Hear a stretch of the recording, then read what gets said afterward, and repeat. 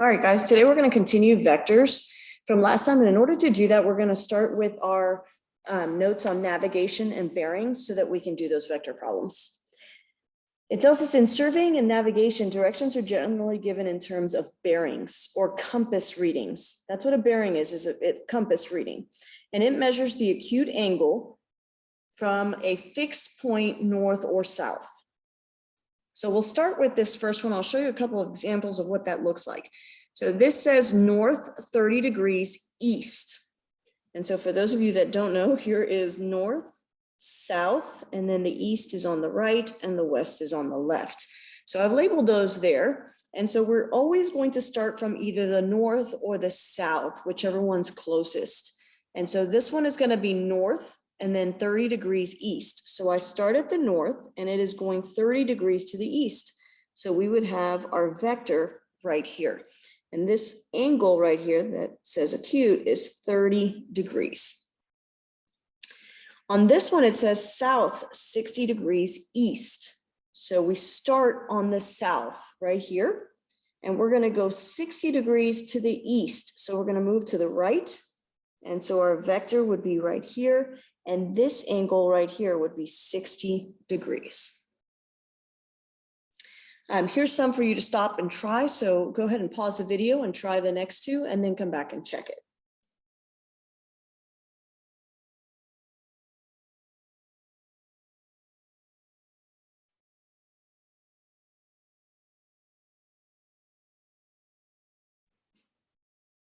That's what you should have gotten for the two that you tried, the 45 degree on the north, 45 west, and then the south 10 degree west. That's important to know how to do those bearings because a lot of the word problems for vectors are going to talk to you about those bearings. And so that's going to help you set up the problem. So we'll get on to that part. It says a ship proceeds on a compass reading of north 60 degrees west. Right when you read that, you want to think about what quadrant that is in the coordinate plane. And so north starts from the top and 60 degrees west is going to the left. So that would be our second quadrant. So that's where we're going to want to draw our vector. Now it says it does that for 2 hours at a rate of 15 knots per hour. Don't get caught up on the knots. That just means nautical miles. Then it turns to south 50 degrees west, continuing at 15 knots for 3 hours. At that time, how far is the ship from its starting point? So let's go ahead and draw a little coordinate plane. You always want to start with that part just so you can see which direction the vector is going. So we started going north 60 degrees west. So we said that was in the second quadrant. And so from the second quadrant here, I'm going to go north 60 degrees west. So that tells me that this angle right here is 60 degrees. Now, it went 2 hours at a rate of 15 knots, nautical miles. And so if it went for 2 hours for 15, that means we've gone 30 knots. So our vector is going to have a magnitude of 30. All right, so once it gets to this point, it says it then turns to south 50 degrees west. So we're going to want to draw a new little coordinate plane there. And we're going to want to draw this vector that's south 50 degrees west. So we're going to start from the south. So that's down here. We're going to go to the west. So that's left. So that's going to be in this third quadrant. And so there is our new vector. Now, this part right here from the south to the other side is the 50 degrees. And it's going to do that for 3 hours at 15 knots. So I'm going to make that a little bit longer. So this is 45 because 3 times 15 is 45. Now it is asking how far is the ship from the starting point? So that's our starting point right there. A lot of people think this is going all the way down to the 90, but you don't know that. That's just a line I drew in there. So don't just assume that's 90 because it looks like it may have happened on the x-axis, but we're not positive about that. So you're not going to want to do that. Now, what you do know is that alternate interior angles are the same. So if this is 60 degrees, then you also know this side here has to be 60 degrees. So that you do know. So this whole angle right here is 110 degrees. And so as we got out of law of sines and cosines, we know that if we have a side and then the angle and then the side, you can do the law of cosines. And that will allow me to find this side right here, which is what it's looking for. How far is the ship from its starting point? Our ship is right here, and there's our starting point.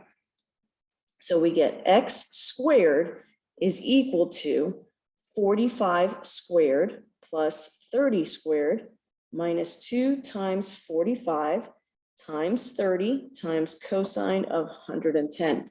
At this point, it's just putting it into the calculator. I've used that law of cosines to go ahead and type that in. Now, when I'm typing this in, I want to make sure that I am in degree mode because the 110 was in degrees. So go to mode and verify that it's in degrees so you don't make a careless mistake. Then it's just putting it into the calculator exactly the way you see it. So 45 squared plus 30 squared minus 2 times 45 times 30. Oops, I put a right there. And then cosine of 110. Now, what that's just gotten us is the x squared. Let's not focus. There we go. Okay, so what that's gotten us is the x squared, which is not what we're looking for. We're looking for the x. So in order to finish this problem, if this is x squared, I take the square root of it, and that will give me my distance. So I hit second square root, and if you've got the TI-84 here, you can go ahead and highlight that and hit enter, and it will copy and paste it for you. You always want to do that so you're not rounding until the very end of a problem. And so now we hit enter, and that is 62.04. Remember, for side lengths, we are keeping 2 decimals. And that was nautical miles. All right, we're going to go ahead and try a different one now. In this second problem, it tells us a car leaves Frisco and travels north 36 degrees east for 8 miles. Determine the vector written in component form that models the movement. Okay, so last time, remember, vector in component form is when we have those sideways V brackets. So they look like 2 little sideways V's. And on the left-hand side here, we had the horizontal movement. And then on the right-hand side, we had the vertical movement. So that's what we need to do for this one. So I start by drawing my picture just to make sure that I know what's going on. It says north 36 degrees east. That's my first quadrant. So there is my vector for 8 miles. And this right here is the 36 degrees. Now, since I'm looking for my horizontal and vertical movement, really the easiest way to do this is to drop a vertical line and extend my horizontal there so that I'm making a 90-degree angle. We are putting all of the stuff that we've learned now with trig together for these. So for my horizontal movement, that's going to be this x value right here that's going to give me the horizontal, and then for my vertical, it would be from here to the top. That would be my vertical movement. So if I look at this, I've got a right triangle, so I don't need to use law of sines and cosines. I can use just regular SOHCAHTOA. So if this angle is 36 and this is horizontal, then this has to be a 90-degree angle, so that makes this one 54 degrees. And so now we can do, to get our x value, this is the adjacent to that angle. So I would want to use cosine. So I do cosine of 54 degrees is equal to my adjacent over my hypotenuse, which is 8. I multiply both sides times 8. And again, at this point, it's just putting it in the calculator. So we get 8 times the cosine of 54, again in degree mode. And so my x is equal to 4.70. So that's going to be my horizontal movement. I can go ahead and set that up here. Now I need to find my vertical movement. And so that's going to be sine, because that is the opposite to my angle. And sine is opposite. So I would do sine of 54 is equal to the opposite over the hypotenuse. I multiply both sides times 8. Again, we're just putting it in the calculator. So 8 times the sine of 54 is 6.47. And so my vertical movement is 6.47. And so that vector is represented like this in the component form. All right, we've got a couple more problems to try back here. It says a plane flies 600 miles per hour on a compass reading of north 60 degrees west. A wind of 50 miles per hour is blowing from the north to the south. What is the speed of the plane? So we're going to put two vectors together here. Last time we did that by adding. Here we're going to do it with a triangle. So I'm going to start with my little coordinate plane. This right here assists in drawing its path. It says it has a compass reading of north 60 degrees west. So I start from the north. This angle right here is 60 degrees from the north to the west. So it goes from that right there. And it did that for 600 miles. So this is 600. That is the airspeed. So a lot of people get confused on this problem because it's asking for the speed, but it's asking for the ground speed there, which means after this wind plays on it. So there is our route for the plane. Now it says a wind of 50 miles per hour is blowing from the north to the south. If it's blowing from the north to the south, it's going to start at the top and go directly down. This is north and this is south, so it's going directly down. That's why they're not giving us a bearing there for the north to the south. And so then we need this vector right here, the one with both of these added together, and this one was 50. All right, so we have an alternate interior angle again. So if this is 60 degrees, then so is this. And so that is the perfect setup to have, because then we've got a side, angle, side. So we could do law of cosines again.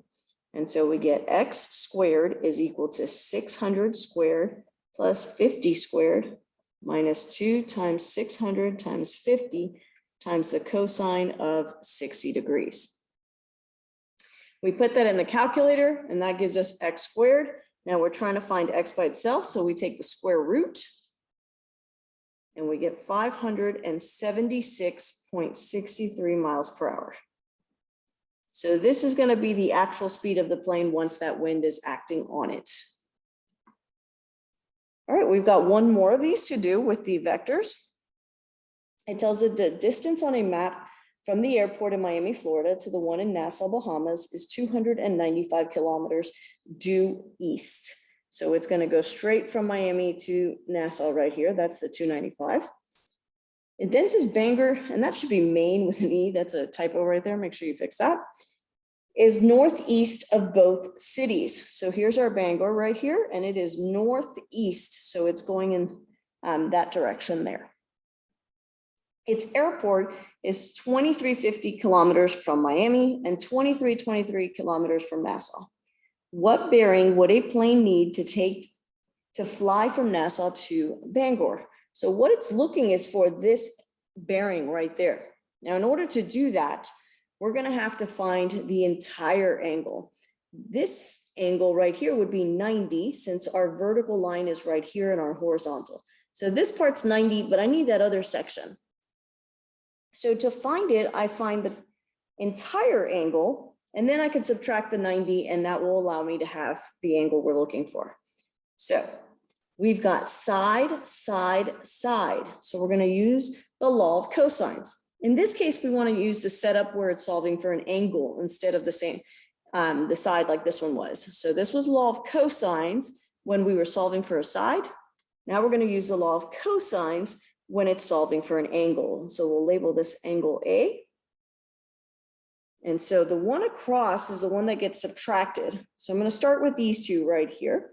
And so that gives me 295 squared plus 2323 squared minus 2350 squared. This angle needs to match its corresponding side. So angle A corresponds with this side. So that's the one that I'm going to subtract there at the end. That's the trickiest part of the formula. Then on the bottom, it says a 2 times 295 times 2323. Now it's time to put it in the calculator. And so remember, this right here is all one unit. And so to get the a by itself, I need to get rid of cosine. To do that, we do the inverse. So I'm going to hit second cosine to get the inverse. And I like to put it in exactly the way we see it so that there's no order of operation issues. So hit alpha y equals. That way you can type it in exactly the way you see it on your paper.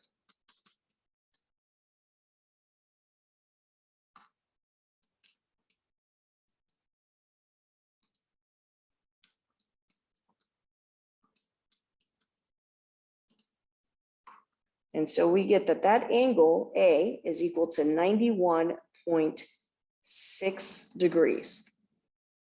Now, angle A is 91.6, so that's this entire thing. We're only looking for this little piece right here. So we're going to take that and we're going to subtract the 90 degrees and we get 1.6 degrees. And so our bearing, it is on the north side. If we did our coordinate plane here, it would be from north to east. So we get north 1.6 degrees east. So that would be the bearing that they would need to fly from Nassau to Bangor. So that's putting our vectors and our navigation together for our applications. That's it for this unit.